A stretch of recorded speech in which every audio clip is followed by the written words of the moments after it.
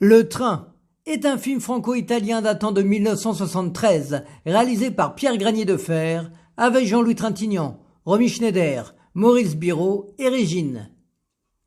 Mai 1940, les troupes allemandes envahissent la France. Un homme, sa femme et ses enfants vont partir dans un même train, mais se retrouver séparés. Pour son 10e film, le réalisateur Pierre Granier de Fer va adapter le roman du même nom de Georges Simenon. Il avait déjà fait la même chose avec Le Chat, avec Jean Gabin et Simone Signoret 2 ans auparavant.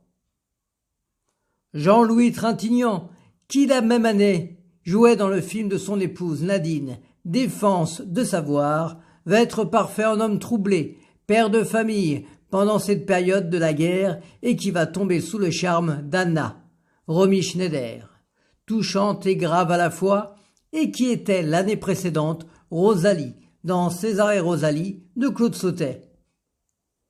On retrouve également Régine, la chanteuse, qui ici va jouer une prostituée, comme elle le fera d'ailleurs presque 10 ans plus tard dans Les Ripoux de Claude Zidi avec Philippe Noiret.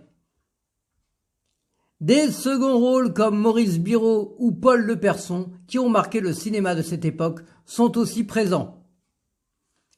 Entre des images d'archives qui viennent ponctuer ce film, qui va se passer essentiellement à l'intérieur et à l'extérieur du train, c'est un voyage pas comme les autres que je vous conseille de faire.